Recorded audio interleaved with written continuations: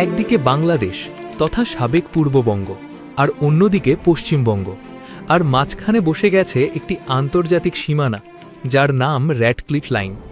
একসময় দুটোই ছিল এক ভূখণ্ড, এক ভাষা, এক সংস্কৃতির দেশ, কিন্তু ১৯৪৭ সালে ধর্মভিত্তিক বিভাজন টেনে দিল এই রেখা।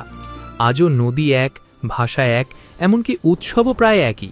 তবে একদিকে ভারতীয় সীমান্ত, অন্যদিকে বাংলাদেশি। দুই প্রশাসন, দুই মুদ্রা, দুই পতাকা।